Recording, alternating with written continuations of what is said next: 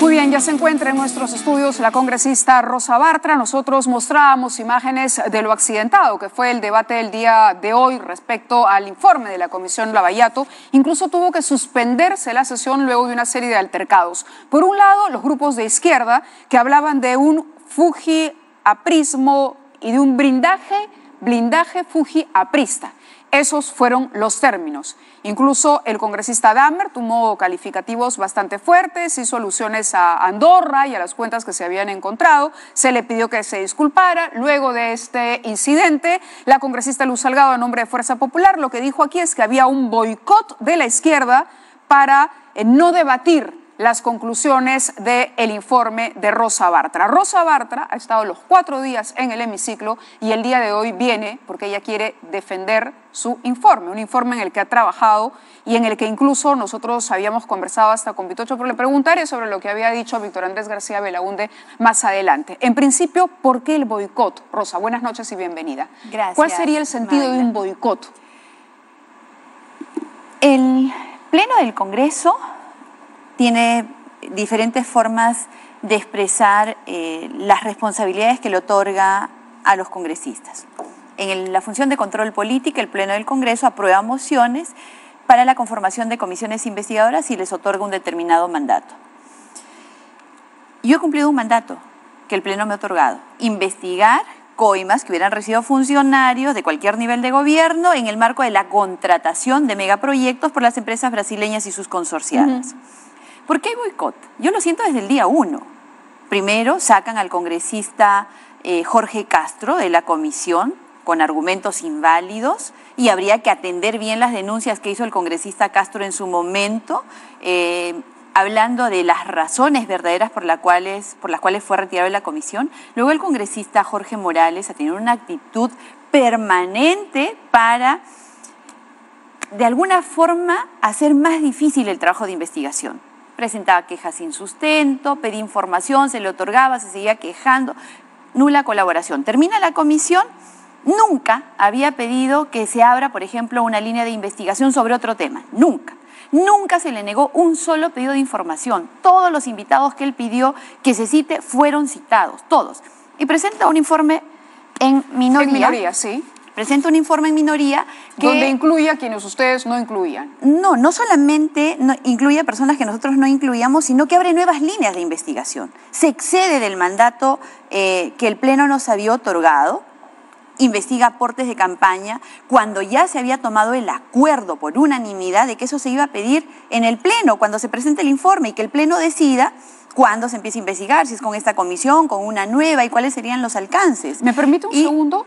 Sí, por supuesto. ¿Me permite un segundo? Quería mostrarle un tuit que hoy publicó la congresista Gloria Montenegro, en el que habla justamente de un acuerdo en el Pleno de, ¿qué era todo lo que debía investigar? Es más, ahí estoy etiquetada, dice: adjunto el acuerdo del Pleno del Congreso sobre Comisión Lavallato y lo que tenía que investigarse.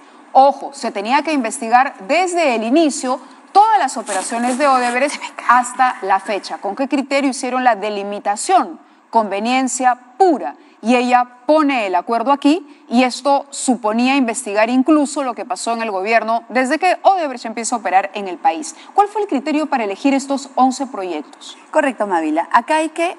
Primero yo quisiera cerrar la idea anterior. El congresista Morales permanentemente petardeó el trabajo de la comisión y luego presenta un informe a sabiendas que se estaba excediendo del mandato porque no eran obras que nosotros hubiésemos incluido, nunca las pidió y se excedió del mandato que se tenía. Es decir, actuó por su cuenta al final cuando ya todo estaba decidido con en la una comisión. intención clara de que el otro informe, que el informe del cual él participó y participó de todas las votaciones, en algunas votó a favor, en otras votó en contra, en la mayoría se abstuvo, pero votó en todas las conclusiones sin hacer mayor sustento de ampliación, es una evidencia las más claras de que el Frente Amplio nunca colaboró con la investigación y no lo iba a hacer al final, pues. Más bien ahora están buscando que esto no llegue a ser aprobado por el Pleno. Los intereses podrían ser muchos. Ahora, con respecto al mandato de la comisión, yo lamento mucho que a la congresista Montenegro no le informe su bancada.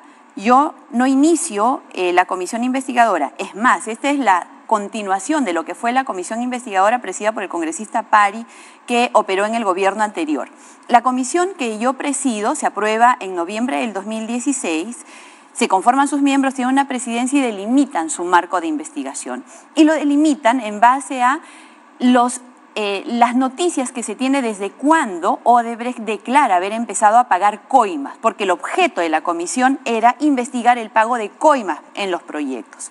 Y esas noticias que se tienen son a partir del año 2004 en adelante. Entonces, ¿a partir de lo que declara Odebrecht? A partir de las evidencias que se tiene, tangibles, de actos de corrupción. Ahora, Mávila, yo te digo una cosa, y eso, por eso es que se investiga a partir del año 2004, porque era sesgar el inicio del gobierno de Alan García y se hace por periodos, del año 2001 hasta la actualidad. Estos son todos los proyectos que desde ese año ha realizado Odebrecht en el Perú. 41. De estos 41, nosotros lo encontramos con 3, con la línea 1 del tren, con gasoducto y con IRSA. A nosotros, cuando yo entro a la presidencia, me pareció que solo 3 obras podían no ser representativas de 41 que se habían ejecutado. Y entonces, con una matriz de priorización, de acuerdo al monto asignado, de acuerdo al incremento que se había tenido, de acuerdo a la disponibilidad de información que se podía tener, en un marco, además, en el cual pudiera existir el mayor alcance geográfico en el país, se incrementa a 11 proyectos. Y con 11 proyectos esto se convierte en una investigación amplísima. 15.000 millones de dólares son los que se han investigado. ¿Realmente puede existir una lógica de que empecemos a investigar desde la década del 70? ¿Qué es lo que se buscaría? Investigando el 70, el 80, el 90. ¿Qué? ¿Distraer la investigación? ¿Qué piensa? Bueno, por ejemplo, esa decisión, si esa investigación se hubiese remontado al primer gobierno de García, se hubiese podido establecer una relación de más larga data entre Alan García y la empresa Muy bien, Odebrecht. y entonces que se investigue en 10 años, ¿no?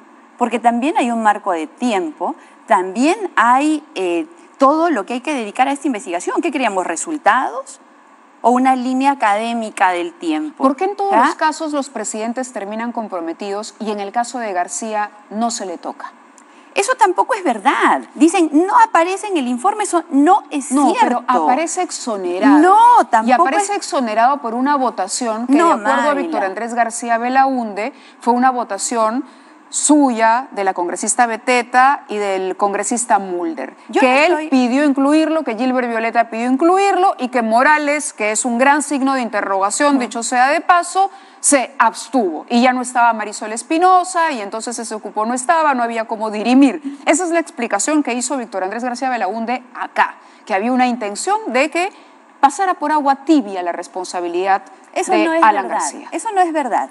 No es verdad y yo lamento que se repita permanentemente una mentira como que Alan García no está mencionado en el informe. No es una cierto. Mención, pero no hay una... A ver, ¿usted me entiende la diferencia? ¿Me permite explicar? Sí, no es verdad. Es más, yo le exhorto a la congresista Montenegro, que es la más entusiasta y apellido cadena perpetua, que muestre. Dice, hay 9 millones que no se sabe dónde están. Entonces, ¿yo invento?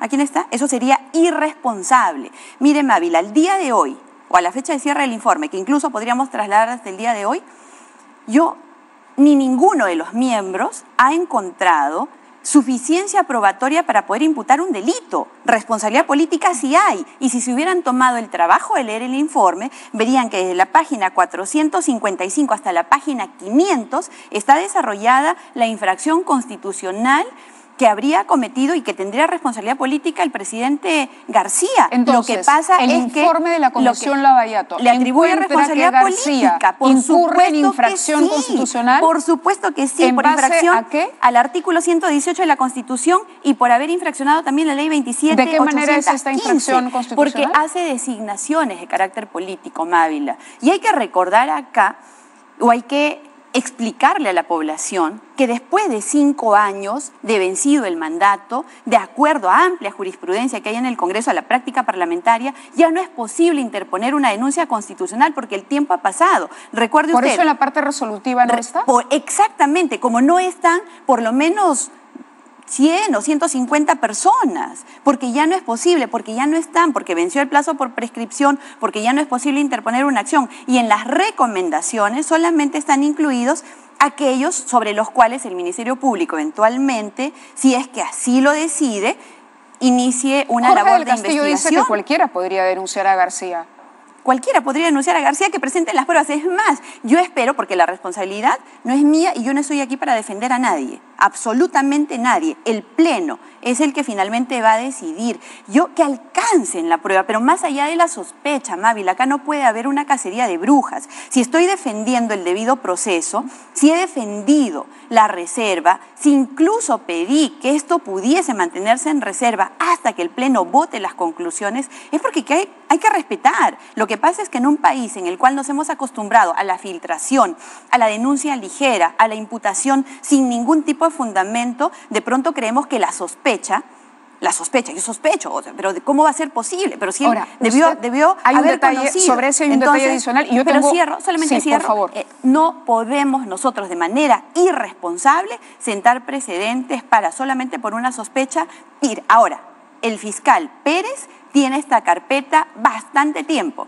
Que el fiscal Pérez muestre las pruebas, que las enseñe, que las filtre. ¿Pero qué pasó con ese informe que, de acuerdo a Víctor Andrés García Belaúnde, ese informe técnico elaborado por asesores suyos, luego ya no apareció en el informe final? Eso que no en un es verdad. principio encontraba responsabilidad y que él se sorprende cuando dice, desapareció el informe que encontraba motivos para investigar o para imputarle a García a algunas comisiones de delito o irregularidades en el marco de su función pública. Como ha ocurrido en todos los imputados, porque todos los casos, todas las conclusiones han sido votadas línea por línea. 20 días nos hemos demorado votando las conclusiones del informe. Como ha existido en muchos otros, se plantea una oposición a la imputación que no habían hecho los asesores técnicos, por favor. O sea, yo he sido la presidenta y el informe debe haber tenido por lo menos 15 borradores, porque van cambiando a medida que avanza el debate y producto del debate se incluye, se retira, se adopta un tipo penal lo que corresponda de acuerdo al debate. Hicimos la propuesta, hubo la oposición porque exigieron que se presentara la evidencia, que siquiera una persona, un testigo de referencia, alguien hubiera dicho. Barata ha dicho, no.